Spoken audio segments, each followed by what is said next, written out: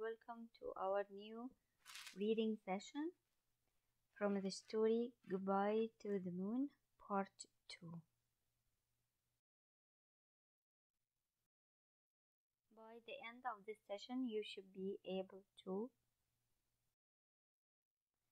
So this is the story cover on page 272. On the story cover, we can see the story title Goodbye to the Moon, the author Monica Hughes, and the illustrator's name Nicholas, and the genre. So what is the genre of this story, Goodbye to the Moon? It's a science fiction. And what's the meaning of science fiction? It means science fiction is fantasy based on science that takes the reader into an imaginary time and environment, often to the future.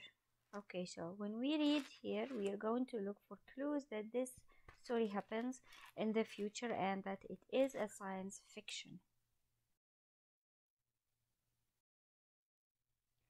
So on page 274, we're going to start reading the story. As you can see in the picture, this is the boy, the main character, and he's looking towards the earth. He is on the moon.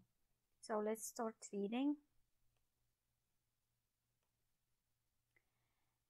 Kepler Masterman is 15. He was born on the moon, of which his father is the governor. And now, for the first time, he is about to fly from that familiar place, the moon, to that place excitingly unknown, the earth. So this boy, Kepler Masterman, who is 15, was born on the moon. So he doesn't know. For 15 years he was living on the moon, and he doesn't know anything about earth. And the moon is his familiar place, while the earth is the unknown. And what is the job of his father? His father is the governor, the ruler of the moon. I sat in the darkened room of the space station and looked out at Earth. This is how you see him in this picture on your book. Okay, so he's looking at the Earth at this picture. Like it shows the continents. These are the Americas and some clouds. Okay, it was strangely familiar to me. What is familiar to him? It's the Earth's photograph, the photograph of the blue globe, which is Earth, with its whipped cream swirls of clouds. Look at these white things on the picture of the globe. This is what he's talking about, like cream swirls of clouds, hung in the control center of the Lunar Lab 21. This is the control center. It's called the Lunar Lab 21. This is the room where he is sitting here in this picture. There was a small copy of the same famous picture of the Earth in our own living unit. Here, living unit means their home. To my mother and father, it had meant home. What is home? Earth. But for him, moon is his home. Okay, so this is the picture of the International Space Station. It's real now. Okay, and but it's not on the moon. It's floating in the space.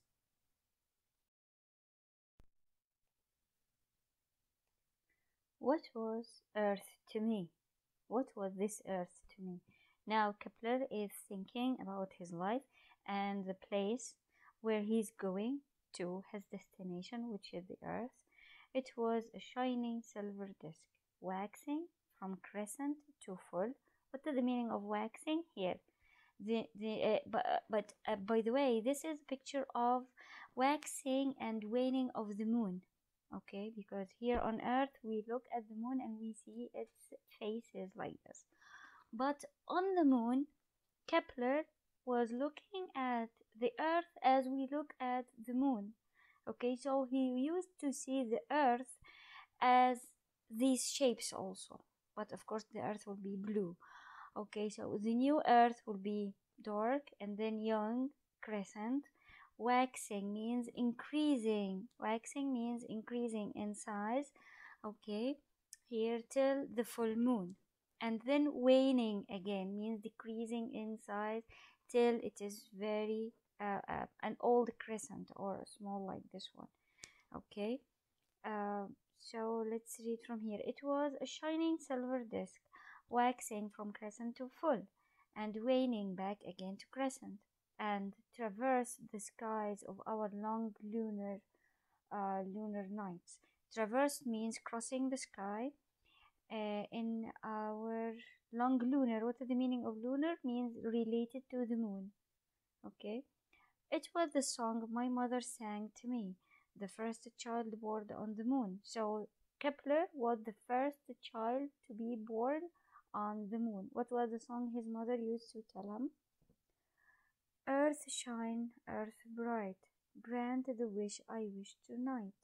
But that was long, long ago. Mother had been dead for 5 years, and I, Kepler Master Man, son of the moon governor, was actually going to Earth myself. Now he is traveling to Earth. He is in the space station or the moon space station in order to take his flight to the back to the Earth. And this is a picture of the Earth from the moon. Okay, and you can see here that the Earth is only half. So it's waxing or waning, changing in the size, in the appearance, the size of its appearance. Okay, already I was over the first hurdle. So what is the meaning of hurdle? It means obstacle or problem or barrier. The wearisome 3-day journey on the old beat-up moon ferry to the space station. So what is the first hurdle? It was his wearisome. What is the meaning of wearisome? It's an adjective. It means tiring, fatiguing, exhausting. So his exhausting 3-day journey on the old beat-up moon ferry, on the moon ferry, the ferry that now we use these ferries in the rivers to move from one bank of the river to the other bank. Okay, so they are using moon ferries to the space station. So the first thing, the first hurdle he had, first problem, he finished his journey from the place where he lives to the space station. The space station is something like for him here in the story like the train station. So he moved from his home to the train station to take, or to the space station to take the flight to Earth. It was great to stretch my legs again and enjoy the low grav of the station's slow spin after the weight of the moon rocket's acceleration. So let's focus on this sentence a little bit. Here he was sitting in the moon ferry, and it seems that this machine or this vehicle was crammed, and now he was feeling great that he can stretch his legs, move out his legs, and enjoy the low gravity. What is the low grav means low gravity, okay, of the spaces, the station's slow spin. Now because he was riding this moon ferry, he felt the change of speed, and this made him feel the weight. Okay, made him feel the weight. But on the space station it was low gravity, and because it was spinning very slowly, so there was no pressure. Okay, and here, after the weight of the moon rocket's acceleration, what is the meaning of acceleration? It means the change of velocity. If you took this lesson in the science, you understand. If you do not, if you didn't, so I'm going to explain very slightly that acceleration is the change in speed. So when he was in this moon ferry, he felt the pressure and the weight because there was a very great acceleration. This means that this vehicle was moving in a very high speed. Okay, I looked down at Earth, so close I felt I could reach out and touch it. What was down there? Now he is talking about his prediction or his anticipations towards Earth. What was there? It's a totally unknown place for him. What was down there? The Sphinx, the Taj Mahal.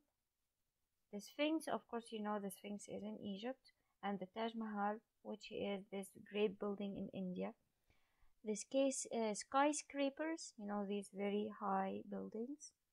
All the fantastic things I'd read about. I looked at my watch. 15 minutes to wait. So still 15 minutes till he starts his journey. Restlessly, I left the viewing room and glided down the long passageway. Passageway means the hallway. To the hub of the space station. So what is the meaning of a hub? It means the center. In the VIP lounge, I could see Father surrounded by reporters. So this is the reporter, someone who reports the news. Time for one last goodbye to the moon. So now his father is being interviewed by the reporters saying goodbye to the moon. Now I want to clarify one thing, which is that this space station is not on the moon and also is not on the Earth. It's in the space, like this picture that you can see. This is the space station. From there, they are going to take the space shuttle back to Earth. So his first journey was from home, which is the moon, to the space station here. And the second journey is going to be from the space station to the Earth. Down the passage to the right here, the view room was empty. Now he's sitting in a room called the view room. And I slid into a couch in the center front row, as we saw in the first picture. The room was dark and the window was set in an angle that fooled the eye. How? It was as if nothing separated me from the black infinity of space and from moon. So this is the fooling thing about this room. It seems that there is nothing separating the one who is sitting in the room from the space. It was, now he's talking about the moon. It was so small now, my moon, no bigger than the silver identity disc on the chain around my neck. You know, when we have these identity things on our necks, cards, identity card. Yeah, so he has something called identity disc. So the moon was very small. My eyes picked out the familiar features. So what are these familiar features? The Terminator, that razor edge between night and day, arced down through the ocean of storms. Let's wait here for a little. First, what is the Terminator? It's not the same in astronomy. There is something called a Terminator, and this is this edge between light and day day and night. This is the Terminator. And what is the ocean of storms? The ocean of storms is a place on the moon where the scientists believe that this was a sea or like a mare. Okay, the lunar, look here, is a vast lunar mare on the western edge of the near side of the moon. Okay, so it's called ocean of storms because it looks like an ocean. Okay, the oblique sunlight etched clearly in black shadow the huge circle of Copernicus, and to its left, right on the edge of the Terminator, I could see Kepler, the crater in which Lunar Lab was built. So, also, the first of all, oblique means indirect. and etched means engraved or carved. So it's like a silhouette. mm, the black shadow of the huge circle of Copernicus. What is the Copernicus? It's a crater on the moon. Okay, and it's right now to the right on the edge of the Terminator. I could see Kepler. So what is Kepler? Is another crater. So what is the meaning of crater? Craters are these like big holes in the on the surface of the moon. You know the craters of the volcanoes, the openings of the volcano at the top of the volcano mountain. And it's a crater in which the lunar lab was built. So he is named after a crater on the moon. Home, down there, a new moon day was just starting. So he's looking at the moon, thinking that the moon is his home, and now a new day is starting there. The viewing ports of the labs and the living units would automatically darken as the brilliant rays of the sun stabbed down white hard against the rocks of the crater. Now he's describing the living units, the houses on the moon, that they are going to darken automatically when the sun shines very, very brightly, white hard, okay, on the rocks of the crater.